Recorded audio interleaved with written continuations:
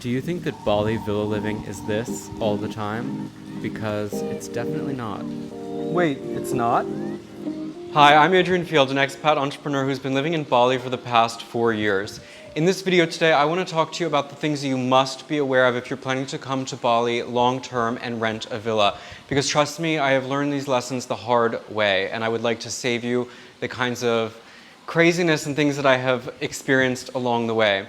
So I've been in this villa for over a year now, and let me just tell you that in that year's time, I have discovered a lot that, of course, I did not know when I signed the lease and I moved in. And that's not to say that I am unhappy with where I live. This is the best place that I've lived thus far in Bali, but nonetheless, it does have its quirks, and I think that every single place in Bali does. It's one of the things you have to be aware of when renting a villa, is that you're never going to get like 100% perfect place. But in this video, as I said, I want to really tell you the things you must be aware of and the things that when you go into potentially signing a lease that you should know before you commit to a long-term rental. The very first one that I want to talk about is that you must know who your neighbors are, because in the case of this villa, along the way, I have discovered that I have one neighbor who is a dog breeder, and they have like a dozen dogs at a time that are constantly barking.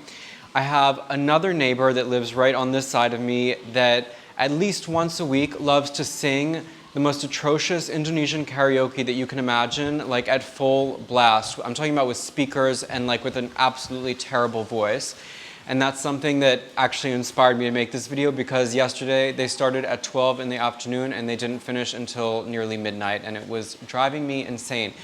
And my third neighbor that I've discovered here along the way is someone who, well, actually it's not a person, it's a volleyball court, which did not exist when I moved in, but about a month after I moved in here, they started clearing out this field and they installed a volleyball court, and now every single day from 6 to 8 p.m. people come and play volleyball there, and they like are always shouting and screaming, and they also do crazy like Independence Day ceremonies and things where they bring in like a loudspeaker. So yeah, it's kind of intense. I mean, and in the past as well, in terms of neighbors, it's very often to have just people who don't really respect like quiet time in general, and that's not just amongst Indonesians, but amongst Bule as well. I feel like there's a kind of a lack of consideration in general. So you want to know who your neighbors are, who's living around you, what's around you. It's really important because it will determine how much peace and quiet you get in your villa.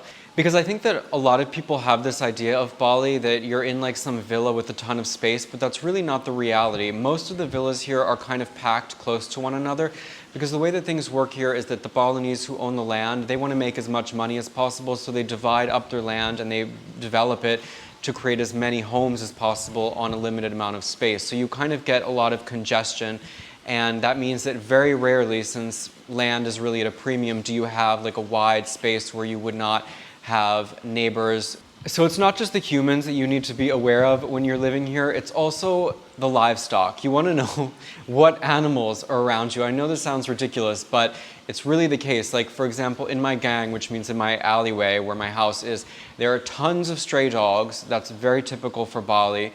But also very, very typical is the Balinese who keep roosters as pets. This is really, it took me a long time to get used to that, and in this house in particular, it's not as bad as some other places where I have lived, but you want to know if there are roosters around. It's very, very common here. When I lived in Ubud, actually, it was really terrible. Like, there was a whole family of roosters that roosted right outside my house, and I think something that people don't realize about roosters is that they don't just crow in the morning, they crow like all day long, and it's really, really annoying. So you want to know, like, are there roosters around? Are there dogs? Are there cats? Are there, if you're in a Ubud, you even need to be aware of monkeys that might come into your house if you leave a window open and they'll steal stuff. So animals out and about in the wild, something you need to be aware of. Another thing that you want to be aware of in your surroundings is what is your proximity to a temple, whether it's a Hindu temple or a mosque. Here, actually, I am not in proximity to either of those things, so it's one of the few things that's not disturbing my peace. But I remember that one of the first houses I looked at here was in Barawa, and in Barawa there's a rather large mosque. It's probably the largest in the Canggu area. And the thing with the mosque is that it's very loud. Obviously, they have the loudspeaker and they start playing that call to prayer very early in the morning, and they go several times, like 6 times a day or something like that. So if you are nearby that, you're going to be disrupted throughout the day. Your peace will be disrupted. The Hindu temples actually like, the music that they play, and I've never been disturbed by that. But yeah, I would not live close to a mosque. It is just too disruptive for me. Still on the topic of proximity to your house, you want to know what the situation is with garbage burning and crop burning, because you might find a villa that has a beautiful rice field view, and then you realize at some season they start burning the crops and that smoke comes wafting into your villa and you can hardly breathe. One of the first villas that I lived in here in Canggu, this was a massive problem. I was right next to a rice field, and just like at times there would be this huge cloud of smoke and smog wafting in. That was the reason actually that I bought an air purifier, because the air quality would get so bad and I would be like asphyxiated with the smoke coming in. So you really want to know what's going on with that. Here's a really important one. You want to know how secure your area is. Crime and petty theft and things like that is an issue in Bali. Thank God I have not had anything happen to me here. But since I was robbed in Mexico, like since my house was broken into there, I've always been very hyper vigilant and a bit paranoid, honestly, about that. So you want to have a villa that feels secure, and I mean you want to have potentially a gate, especially if you have an open living villa, which they freak me out. I really don't like them. Open living means that like your living room is just out, exposed in the elements. Here, by contrast, you can see all of these doors behind me shut, so I just feel more secure when I can close everything. Like I don't like being exposed in that way. You also want to make sure that your gate is rather high, because people could hypothetically climb up over that gate. And then of course, ideally, you should probably install a CCTV security camera. That's what I do in every house that I live in. And I think that's just super important to protect yourself, and then also just, do other things too. Do whatever you can to be secure. I mean, keep your valuables in a locked room or keep things in a safe. It's something that you really want to be aware of here, because nobody wants to get robbed in your house. It's the worst feeling in the world. Another thing that you really want to be aware of when you are going to sign your lease is you need to look at the fine print and discuss with your landlord who is going to pay when something goes wrong with the house. Being that this is Bali, there are always just maintenance problems and issues that arise. I feel like almost every day I am dealing with something that breaks in this house and that needs to be repaired, replaced, fixed, whatever. In the case of me and my landlord, I feel that she's very generous. When things have broken, she has paid for them. That is also in our lease that, beyond like typical wear and tear stuff, she is responsible to, for example, replace an air conditioner if it completely breaks down.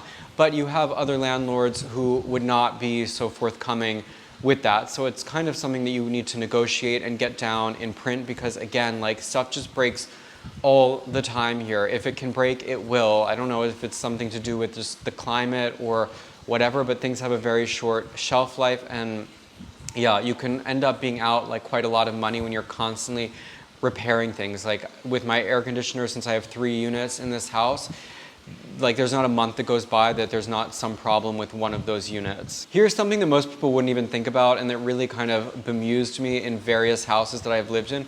So I always look for a house that has a bathtub. For me, like a bathtub is just one of the pleasures that I get out of life. However, in almost every house that I have lived in, save this one, they have a bathtub, but the water heater is like this big. Like you get this much hot water, and then it's kaput for a while. You have to wait for the hot water to come back. So you want to find out how big is your hot water boiler, because you could be like really excited. You find a great house that has some gorgeous looking bathtub, and then you find out their hot water heater is like 20 liters and it will give you 2 inches of water. I have lived that disappointment many a time here in Bali, and it just like boggles my mind. Like, why install a bathtub if you're not going to have sufficient hot water for it? So you need a water heater with, I would say, like at least 50 to 60 liters to be able to take a bath. And also if you're having multiple bedrooms that run off the same hot water heater, you of course would want enough for everybody to be able to take a shower. Let's talk about the ballers who have enough money to get a beautiful villa that has a gorgeous view, rice field, or whatever the case is. you want to know that if you are taking a long-term lease, that view is going to stay that way, because it rarely does. There's a massive amount of construction all the time in Bali, and most Balinese, rather than have a nice, beautiful rice field, they would rather sell that land and build a house on it so that they can get additional income. So you kind of want to know, like, what are the land rights around where you are, and what is your landlord planning to do if they have other land that is currently beautiful but undeveloped, because it probably won't stay that way forever. Another thing that you want to be aware of prior to moving in is knowing what internet you are zoned for, because there are some houses either which are newly built or kind of off further outside of the main areas that don't have great options for internet. In my experience, the only internet provider that is worth anything here in Bali is called Global Extreme.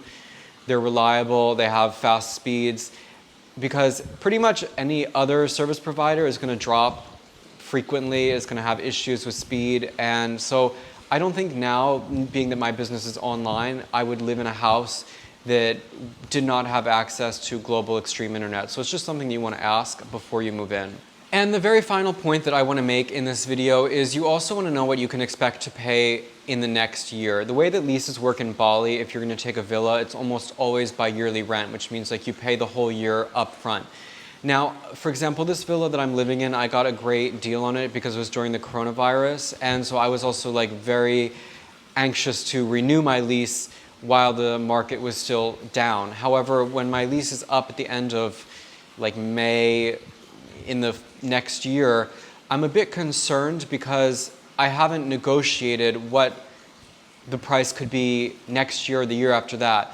So the thing is, obviously this is just dependent on market demand, but landlords generally are out, of course, to get as much money as possible, and it's not like you're protected in the United States, where I think there's a lot of laws with rent control. Like, I remember when I lived in Los Angeles, it was in my lease that the landlord couldn't raise the rent, I think more than 3 or 5% a year, which is actually why they made up some excuse to evict me, because rents were going up way, way faster than that, and they wanted to get more money, of course. So what can happen here in Bali is, you know, you feel like, oh, I have a great home, I'm paying by the year, and then the next year you find out that your landlord is going to increase the yearly rental by 20%, 30%, whatever. I mean, whatever they can get basically for that.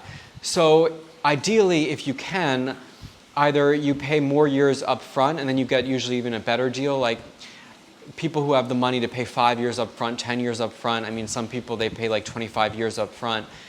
Those are the people who are like really committed to staying here for a long time. But I mean, most people, at least that I'm aware of, are paying on a yearly basis. And if you can negotiate like what that rent would be in the next year, the next year, the next year, or, you know, that it can't go up more than, let's say, 5 or 10% a year, then you would just be a bit more protected. So that's it. I really hope that this was helpful to you if you're planning to come here and rent a villa in Bali. Again, just be aware of all of these different things, because you don't want to get some nasty surprises down the road. So thank you guys for watching, and until the next time, take care, and I'll see you later.